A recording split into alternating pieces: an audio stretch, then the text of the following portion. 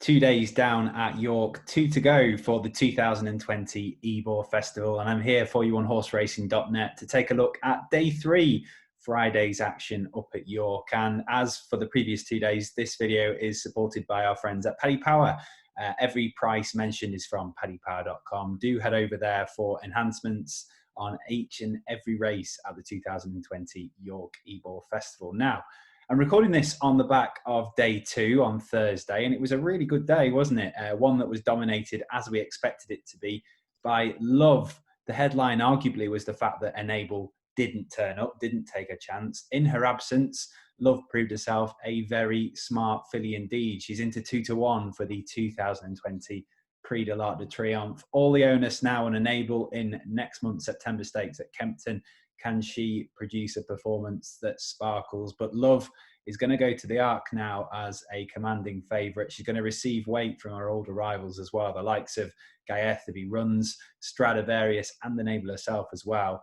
Plenty will fancy her for glory in Paris, but could there be a final hurrah from Enable before then? That's all in the future. Instead, now, though, we're going to look at day 3 of York, which is headlined, of course, by the Group 1 Nunthorpe Stakes. And if you remember a few weeks ago, we were getting really excited by this, weren't we? Because it had the potential to be a stellar race. We had the likes of the late Skeptical, who was tragically killed the other week. He was in the lineup. And then the potential of 2-year-olds as well in Golden Pal, who was a really good second at Royal Ascot for Wes Ward, and the Learjet as well, another 2-year-old who defeated Golden Pal at Royal Ascot. None of those take their chance here. It means that we're left with Battaash, as we always are in this division, the standout star of the 5 furlong sprinting game. He's been brilliant so far this season, won the King's Stand at Ascot, breaking a hoodoo in the process. Follow that up with a scintillating display at Goodwood, broke the track record there. And as a consequence, he's an odds-on favourite here, 9-4 on to win the Nunthorpe for the 2nd year running. And to be honest, it's very difficult to look past him. He had issues with his consistency earlier in his career. He disappointed at York in the Nunthorpe on a couple of occasions, but that hoodoo has gone. He seems to be getting better with age. He seems to be maturing with age. He's a lot more calmer, it seems, at the start. He broke Desjardins' track record, the great Desjardins' track record, when winning this last year. If he runs to form, he's going to be very, very difficult to beat, and he's impossible to oppose for all that 9-4 on is very short if you want to have a bet in the race. The biggest danger, probably from the improving art power. He's really come into stride so far this year. He's gone a long way in a short space of time. If you remember, he won on the very first day of the season at Newcastle on the all-weather. Since then, he's followed up with an impressive run at Royal Ascot and then broke into Group 3 company at Naas last time, won the Lacken Stakes in the style of a very, very smart sprinter. He's going to need more to trouble Battaash, but he's the one who has the potential to be a fly in the ointment. He's booked in for 2nd in my eye. And Ali as well, another one to consider. He is a 4-time winner at Group 2 level.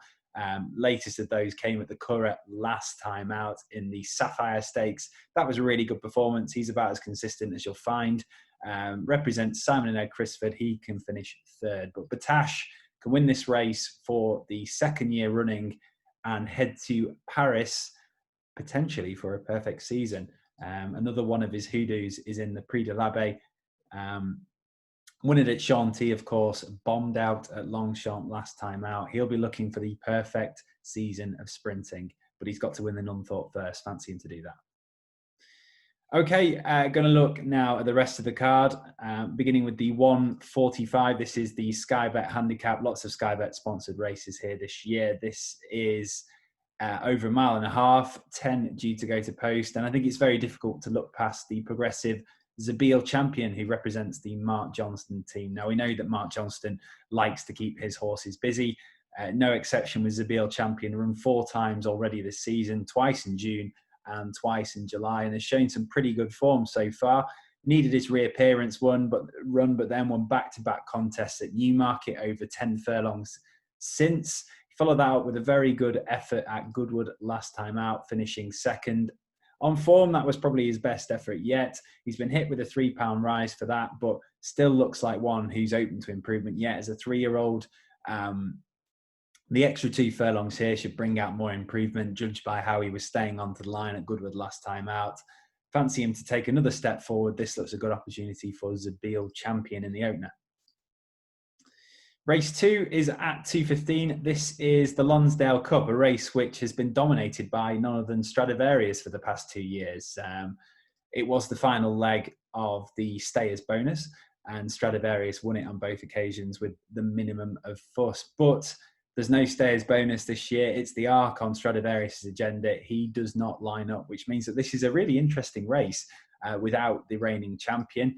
The market at the time of recording is headed by the mare Emberhalf from the John Gosden team. She's a really consistent type. She steps up in trip, tries 2 miles for the first time here. You may remember she's won back-to-back renewals of the Lily Langtree Stakes at Goodwood. Emphatic winner last year. Easier opportunity this time around, but she absolutely hosed up, won really, really well. The way that she goes through her races, that was over 1.6 miles last time at Goodwood, the Lily Langtree. The extra 2 furlongs should be no problems for her. She gets a sex allowance from the field as well. She's got pretty strong form. She's probably about right in the market, but I'm going to take her on because personally, I think it's very difficult to knock Naif Road. He's been brilliant so far this season for the Mark Johnston team. Won on reappearance, of course, the Group 3 Sagaro Stakes up at Newcastle, rearranged from Ascot. And he's been a bridesmaid the last twice behind Stradivarius. 2 very good efforts. He was blown away in the Ascot Gold Cup over 2.5 miles, but 2 miles seems much more his game. And he was an excellent second behind Stradivarius in the Goodwood Cup last time out. Beat Santiago that day, of course, ran really, really well. If he runs to that sort of form, I think he'd be very, very difficult to beat. Sets the standard on my eyes with his stamina proven. This will really suit him. Naif Road is the one they've all got to beat in the Lonsdale Cup. On to race 3 now, the Gimcrack Stakes. This is a Group 2 contest over 6 furlongs. This is for the 2-year-olds, and it's a race which has a really illustrious recent roll of honour. The likes of Blue Point and Muhara have won this in recent years. Both went on to be multiple Group 1 winning sprinters, and it's a pretty interesting heat this time around. Minzal tops the market after getting off the mark in really taking fashion at Salisbury earlier this month. He's got a lovely pedigree, and he's popular in the market, should take a big step forward. But I'm going to take him on. I'm going to go with Mohawk King, who represents the Richard Hannon team. Now, I've said this a lot of times already this week, that Richard Hannon has an excellent record with his 2-year-olds, and this one made the perfect start to his career when winning at Ascot over this trip last month. That was a really good performance, I thought. He didn't really travel brilliantly into the race. He wasn't in the best position when push came to shove, but he found really well, knew his job, overcame inexperience, and I thought he showed plenty of professionalism that day to win from a difficult position. That race at Ascot was won by a certain Mums Tipple, so he's got pedigree for producing winners at York. We know what Mums Tipple did at this meeting last year, won by an absolute street. He's in a different race here, Mohawk King, but he was an expensive purchase at the sales and as a yearling, open to plenty of improvement when you take in his eye-catching pedigree. I think he can make the necessary improvements to win here. 100 to 30, Mohawk King for me in the Gimcrack. Spoken about the Nunthorpes, we'll go straight on to the 3:45 at York, which is a maiden, long-winded name this, British Stallion Studs EBF Convidal Maiden Stakes, over 7 furlongs, 9 go to post here, and personally can't see past Naval Crown here. Fancy him to open his account at the 3rd attempt. Really good performance on debut, solid effort to finish 3rd at Newmarket over this trip, 7 furlongs, built on that to finish 3rd again in a listed contest at Ascot last month. If you watch that race back, he got the hang of things late on that day. He was beaten ultimately 3 1/4 lengths, but that form looked strong. He looked like one who was still learning on the job. That experience should have taught him plenty. He sets a standard here based on that. I think he can prove too strong and find the necessary improvement to get off the mark. If you're going to take him on, he is 11 to 8. Tor Lead's probably the biggest threat. He's another with a nice pedigree. He comes from a very talented family and was only beaten by a more experienced stablemate at Goodwood last month. While both Rushmore and Breamy Law both have only won once so far, both entitled to improvement. Rushmore representing powerful connections. But for me, Naval Crown is the one that they've all got to beat. Nearly there now, on to the 4:15, another long-winded name, British Stallion Stuff's EBF fillies handicap. This is over 1 mile and 2, 10 furlongs, 8 go to post. I think this is pretty open. It's interesting. There's some nice horses in here, the likes of Angel Power. She's been pretty good so far this year for Roger Varian. Shamard was a shock winner, a big price winner at Goodwood last time out, 22-1. She was an all-the-way winner. She's gone up a long way in the weights, though. And I think the way to go here, and a pretty confident vote, goes the way of Willaert, who was second in that race behind Shamard at Glorious Goodwood last time out. She's shown some really strong form so far.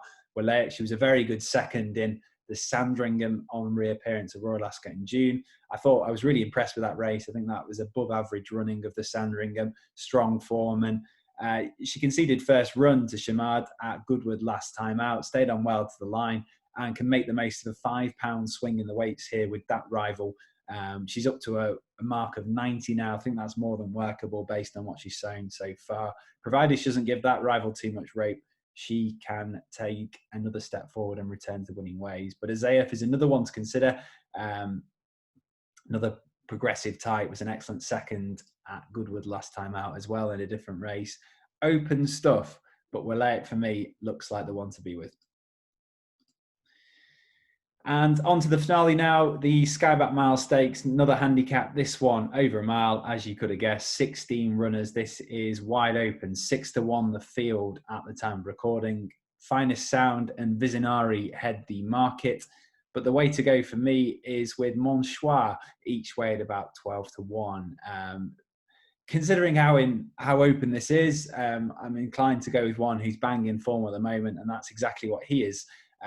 He very much clicked into place, was an emphatic winner, a breakthrough winner at Windsor, built on what he'd shown so far in no uncertain terms to hose up at the beginning of the month, and then built on that very quickly by following up with a similarly authoritative display at Sandown just 4 days later. Now, he's been put up in the handicap for that. He's £13 higher here than he was at Sandown. But the way he won at Sandown suggested he was a good way clear of his mark. He arrives here bang in form, provided that the quick turnaround doesn't cause him too many issues. I think he can give this a good old go of this revised mark. O'Sheens Murphy is booked to ride. Yeah, fancy him to hit the frame at the very least. Mon Choix. But this is a wide open race. Anyway, that was the horseracing.net preview for day 3 of York's Ebor Festival. Do head to the site to check out all the latest news. We've got runner guides for the Nunthorpe, a tip in every race as well. Chris Baker's tips go live every morning by 10 a.m. And if you enjoy this video, make sure you like and subscribe as well. I'll be back tomorrow for a really big day of racing on Saturday at York, headlined by the 22-runner Ebor Handicap. Going to try and find the winner of that for you. But until then, take care. See you tomorrow.